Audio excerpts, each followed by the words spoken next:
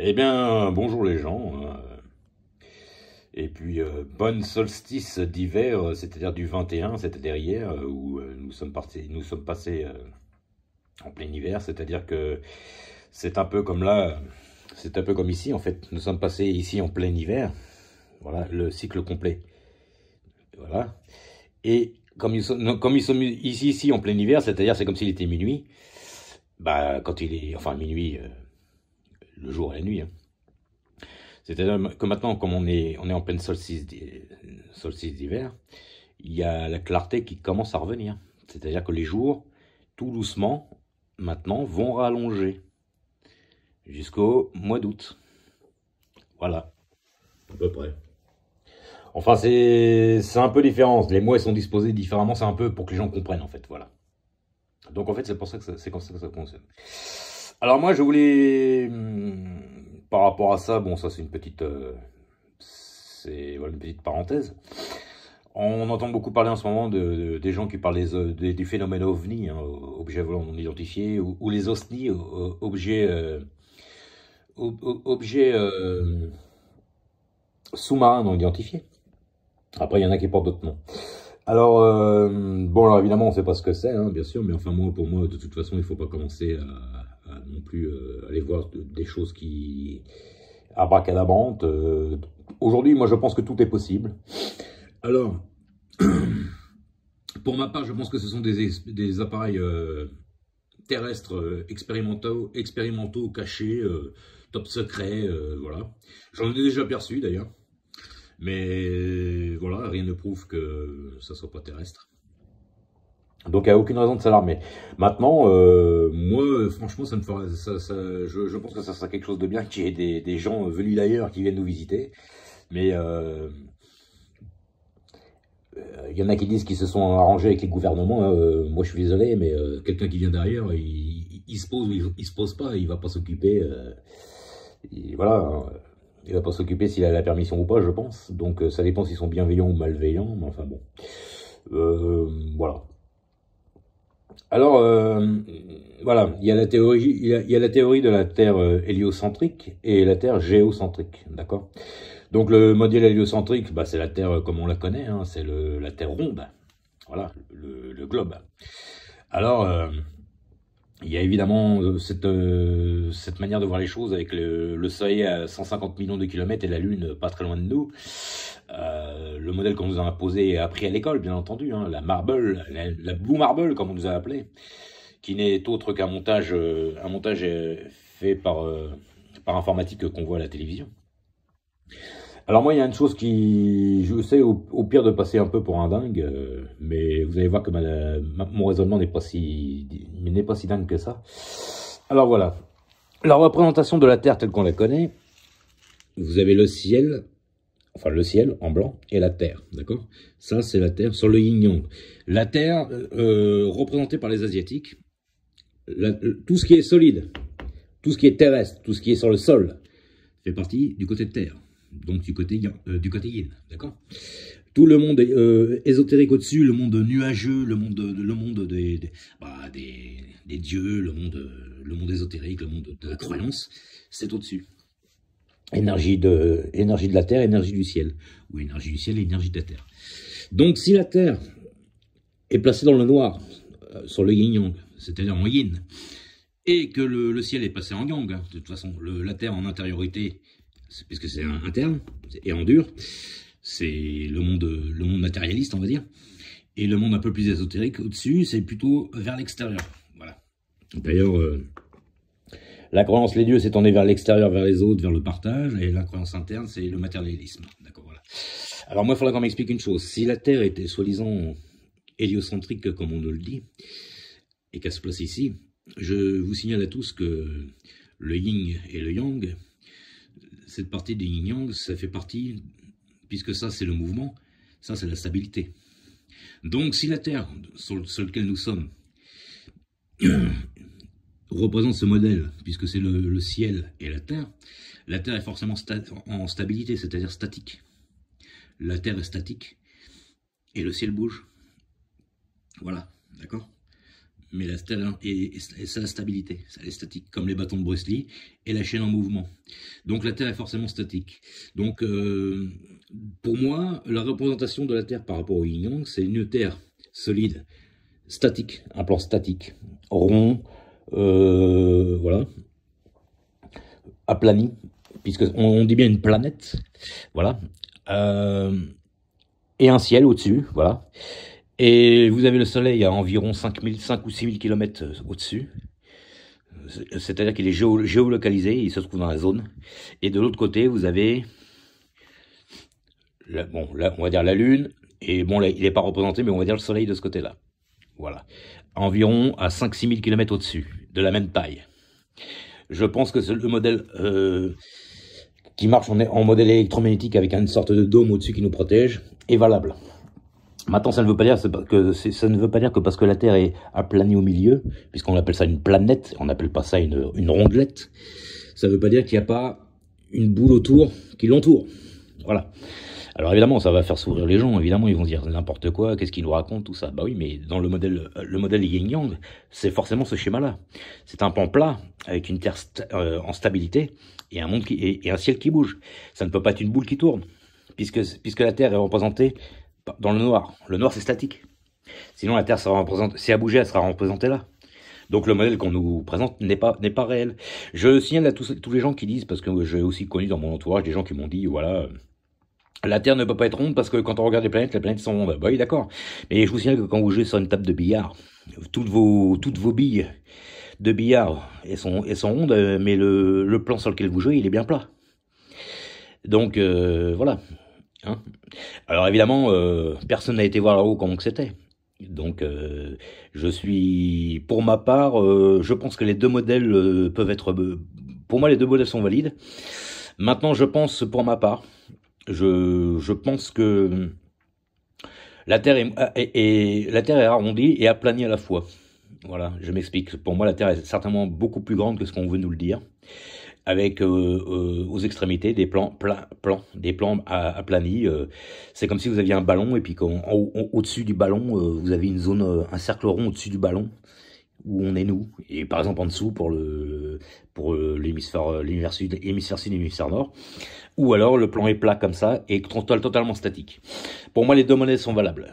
Ça s'appelle le monde, la Terre est héliocentrique ou géocentrique. Géocentrique, ce serait le modèle plutôt plat. Voilà. Donc, tant qu'on n'a pas été là-haut, on peut nous faire croire n'importe quoi. Voilà. Il y a des vidéos qui montrent bien des fois qu'on voit bien que le soleil se trouve devant les nuages et pas derrière les nuages. Une vidéo où on voit un soleil interne, c'est-à-dire local autour de nous, où il est entouré de nuages, ça ne peut pas être un soleil à 150 millions de kilomètres, ce n'est pas possible. Ça peut pas être une boule de feu énorme comme ça. Voilà. Donc moi je pense que le soleil et la lune c'est un système électromagnétique géolocalisé.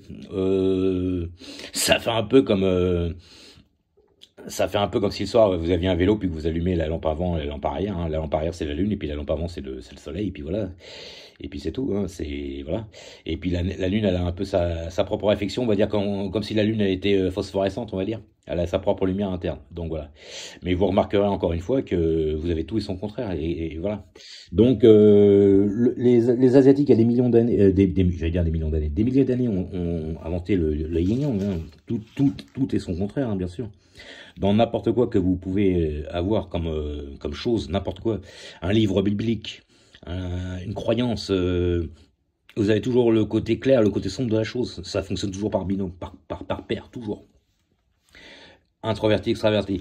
Oleg de Normandie nous a parlé de l'épée d'Excalibur, et puis que le Christ, l'épée du Christ, quand elle était plantée, ça représentait la croix du Christ, et quand elle était soulevée, ça représentait la croix à l'envers. Ça n'a rien de satanique, c'est que la croix est dans l'intériorité quand elle est plantée, dans le statique, et quand elle est brandie, comme Excalibur, il pouvait brandir son épée, quand elle est brandie, bah forcément, on a l'impression que c'est la croix qui est inversée, comme on voit des fois dans les films avec Satan.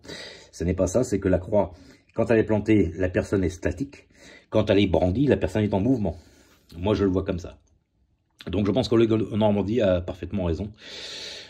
Voilà, après, moi, je pense qu'il devrait, si un jour il voit cette vidéo, je pense qu'il devrait comme c'est un compatriote à moi normand, je pense qu'il devrait vraiment regarder de ce côté-là. Je pense que voilà, c'est parce qu'ici dans le monde où on est nous, ça porte pas le nom Yin Yang. Et déjà ici on dit ça, on dit que c'est le Yin et le Yang parce que c'est mal connu. Mais enfin, c'est le tout et son contraire. Hein, c'est voilà, donc l'intériorité, l'extériorité. Donc si la Terre, le modèle de la Terre est matérialiste, le ciel c'est tout ce qui est croyance, ésotérisme, le monde de l'invisible, on va dire.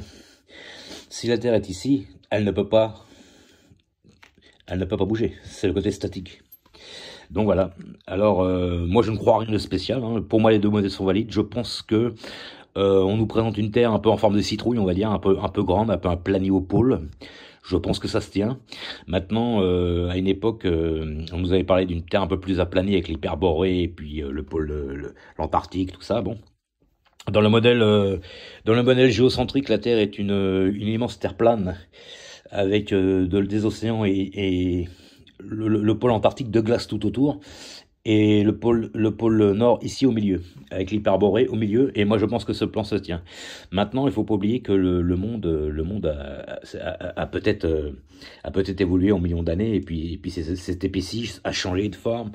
C'est quand on parle par exemple un monde en 2D qui passe en 3D, qui passe en 4D, qui passe en 5D. Il y avait une personne sur le réseau qui parlait de ça et j'ai partagé pas mal son avis là-dessus. D'ailleurs, s'il m'entend, j'aimerais bien qu'il refasse des vidéos. C'était très intéressant de quoi il parlait. Donc, il parlait du monde en 3D, en 5D, jusqu'en 12D, et je pense qu'il avait absolument raison. Ça m'a même donné envie de prendre un peu le même schéma que lui pour faire ma vidéo. Donc, s'il se reconnaît, je ne vais pas nommer son nom, mais c'était très intéressant ce qu'il disait, et je pense qu'il est pas loin de la vérité. De toute façon, vous avez les plans physiques et les plans ésotériques au-dessus, avec différentes couches. Donc si les plans sont en différentes couches, je pense que la Terre a évolué en différentes couches aussi. Voilà. Donc je veux pas non plus aller dans le farfelu, hein, je n'ai pas de vérité absolue, mais enfin, si la Terre est validée comme étant un yin-yang, ce que je pense ce qu'elle est vraiment, pour moi la Terre est immensément grande, avec un soleil et une lune à peu près de la même taille, qui tourne, donc c'est pour ça qu'il y a une partie qui est éclairée, une partie qui est de nuit, une partie éclairée, une partie de nuit. Le soleil ne se couche pas derrière la Terre, mais il s'éloigne. Il s'éloigne, voilà, quand il est ici, quand il va par là, il éclaire ça, quand il va de l'autre côté, c'est la nuit de ce côté-là, et puis là, il éclaire, et l'inverse, enfin, voilà. Donc, je pense que le modèle géocentrique est valable pour moi. D'ailleurs, dans la franc-maçonnerie, on voit bien que l'équerre et le compas représentent un côté comme si c'était une terre plane, aplanie. Donc, voilà, au pire, voilà, je pense que de toute façon, les deux modèles sont... Je pense que les deux modèles sont bons, mais maintenant, vous avez eu la Pangée, et puis vous avez eu les continents après qui se sont éloignés, les 5 continents, avec le Doggerland et des continents qui ont disparu, l'Atlantide, le continent de Mu, tout ça. Donc je pense que au fil du temps, ça a changé, ça a chamboulé. Maintenant, on nous parle aussi de phénomènes ovni. Alors je pense que c'est très possible que le plan soit comme ça, avec des océans tout autour, de la glace, et qu'il y ait des mondes tout autour que nous ne connaissons pas, qui sont réservés à une certaine classe de l'élite, ce qui est tout à fait possible. Donc on va pas donner dans le farfelu, voilà, les ovnis ça peut être extraterrestre comme intraterrestre, ça peut être fait de la main de l'homme ou fait de quelqu'un à l'extérieur. Maintenant il y avait des continents à l'époque où, avant que quelqu'un les traverse en mer, ils ignoraient tout à fait que de l'autre côté, il y avait d'autres continents avec d'autres personnes. Donc je vois pas pourquoi dans l'espace, s'il y a tant de planètes qu'on nous le dit, on serait les seuls. Voilà. Il suffit que les gens aient 1 million d'années de plus que nous, et puis ils peuvent très bien être beaucoup plus évolués. Maintenant, on peut très bien aussi être beaucoup plus évolué qu'eux, et puis il peut très bien y avoir des planètes où ils sont encore à l'époque de la Bactérie ou à l'ère des dinosaures. Donc tout est possible, tout est envisageable. Donc c'est pour faire un parallèle encore avec le yin-yang. Pour ma part, je n'ai pas la réponse absolue, donc je mettrai 50% d'un côté, 50% de l'autre, même si je commence à avoir quand même un peu plus de croyance que nous sommes dans un monde beaucoup plus grand et beaucoup plus aplani qu'on nous le dit. Voilà. Alors, bonne saucisse d'hiver les gens. Et puis la solstice d'hiver, quand on est en solstice d'hiver, quand on arrive ici, évidemment, la pointe, ça va recommencer. Voilà, le solstice d'hiver, c'est comme si vous avez midi et minuit. Voilà, c'est qu'au bout d'un moment, le cycle reprend. Voilà, le jour revient, après c'est la nuit, ça s'alterne. Donc, puisque c'est le solstice d'hiver, le solstice d'été débute. Quand on sera en solstice d'été, ça sera le solstice d'hiver qui débutera. Et là, on arrive au début de, voilà, pleine amplitude du solstice d'hiver. Début du solstice d'été, pleine amplitude du solstice d'été. Voilà, ce qu'on appelle la Yule. Donc la Yule, c'était le Noël qui date de l'époque des Vikings, de l'époque des Gallo-Romains, des Gaulois, tout ça. Même bien avant les Gallo-Romains, parce que les Gallo-Romains, ça a commencé déjà à être la fusion avec les Romains, quoi, avec les chrétiens. Donc ce sont des fêtes païennes qui datent qui sont beaucoup plus antiques que ça. C'est de l'époque de la proto-histoire, c'est-à-dire avant l'invention de l'écriture qui marque le début de l'Antiquité. Je daterai ça. C'est la période la plus méconnue, même si on connaît un peu la période néolithique, hein, l'époque de la pierre polie. Et l'époque des moissons, tout ça, c'est là où les gens ils ont commencé vraiment à faire l'agriculture. Vous avez le paléolithique, l'époque de la pierre polie. Après, vous avez le néolithique, bah, c'est le début de l'agriculture. Et c'est une époque entre ces deux périodes qui est quand même assez méconnue. L'âge du bronze, l'âge du fer, voilà, il y a beaucoup de gens qui pensent que c'est à partir de ce carrefour-là que beaucoup de choses qui sont incompréhensibles aujourd'hui ou peut-être cachées ont eu lieu sur la Terre. Mais je pense qu'on nous cache beaucoup de vérités et beaucoup de choses qui ne sont pas dites. C'est peut-être pour ça que les sociétés secrètes gardent des renseignements comme le Vatican et le Vatican II, bien entendu. Maintenant, c'est peut-être des connaissances qui sont dites de génération en génération. Maintenant, je pense que l'histoire qu'on nous raconte n'est pas entièrement vraie. Maintenant, je ne vais pas non plus faire le complotiste. Je pense qu'il y a des choses qui sont vraies aussi, hein, parce que voilà... celui qui est né il y a 40 ans en arrière, il est bien témoin que la période elle a bien eu lieu, les années 80-90 ont bien existé, mais aujourd'hui vous avez un enfant qui est né dans les années 2000, il est pas obligé de vous croire. Il va vous dire, bah oui mais papa, ta période ou maman, ta période où tu as vécu c'était pas ce que tu racontes. Il est pas obligé de vous croire. Voilà, si vous lui racontez une autre vérité que ce qui a eu lieu, si vous lui dites que dans les années 80, il y avait déjà les téléphones portables alors que c'est arrivé beaucoup plus tard, il peut très bien vous croire. Donc il n'a pas été témoin, donc on peut lui raconter n'importe quoi. C'est pour ça que les anciens, l'histoire des anciens, je pense que celui qui contrôle le passé contrôle le futur, parce que par rapport à une direction donnée d'un certain point du passé, il peut diriger le futur pour dire aux gens, voilà, pour avoir une certaine justification de règne sur une terre ou un continent, en se donnant tous les pouvoirs. C'est toujours le gagnant qui raconte l'histoire, comme on dit. Donc voilà, l'histoire, on la connaît pas, il faudrait remonter le temps pour ça. Donc après, vous avez beaucoup d'archéologie, tout ça. Bon, maintenant, mais il y a aussi beaucoup de fraude par rapport à ça. Maintenant, l'Antiquité, on nous raconte que c'est peut-être aussi un peu frauduleux, que ça daterait plus de la Renaissance que de l'Antiquité, que le passé serait pas aussi vieux qu'on nous le prétend. Disons qu'il faut, comme quelqu'un m'avait dit un jour, je pense qu'il faut rester à peu près, on va dire, agnostique et croire n'importe quoi et pas rester dans les vérités figées. Moi, j'ai aujourd'hui des vérités et c'est pas pour ça qu'il y a 2 ans je pensais comme ça. Voilà. Maintenant, il y a une certaine logique à adopter. Le monde statique, comme les bâtons de Bruxelles l'expliquaient, les bâtons, c'est dans le statique et la chaîne en mouvement. Le yin-yang fonctionne comme ça. Hein. Mouvement extérieur, statique, intérieur. Stabilité, mouvement. Donc si la Terre est de ce modèle-là, forcément le ciel est là, forcément la Terre est statique. C'est archi logique. Voilà. Donc après évidemment, on peut très bien être sur une terre immense et puis elle bouge, on s'en rend pas compte tellement qu'elle est immense, c'est évident. Maintenant voilà. Mais la vérité n'est pas absolue. Donc au lieu de ricaner bêtement sur les gens qui ont un modèle géocentrique ou un modèle héliocentrique, parce que je tiens quand même à préciser que les gens qui disent que la Terre est ronde ou la Terre est plate, c'est pas plus con de dire qu'elle est plate que de dire que nous sommes sur une bille en plein milieu de l'espace. Hein. Voilà. Déjà, est-ce que les océans arrivent à... Comment que ça se fait que les océans sont toujours plats alors que nous sommes sur un plan avec une soi-disant courbe? Donc voilà. Bon, il y a beaucoup de vidéos aussi, on voit que c'est des fisheye. Bon voilà, donc... Alors après les gens ils disent bah oui mais qu'est-ce qu'ils auraient comme pourquoi ils nous raconteraient que la Terre est ronde alors que nous sommes sur un plan plat? Bah écoutez, ça justifie la conquête de l'espace.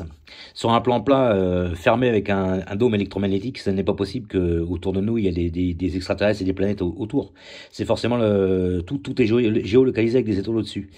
Ça justifierait des millions d'argent pour la conquête de l'espace, les milliards et tout qui sont investis là-dedans. Maintenant, si la Terre est, comme on dit, plat, et que vous avez le Soleil et la Lune à peu près 5-6 000 km du sol, avec un appareil terrestre, on peut très bien aller sur la Lune. Donc celui qui voit les ovnis, c'est très plausible. Mais c'est interne. Donc voilà. Allez, bonne journée et bonne solstice d'hiver. Bonne Yule.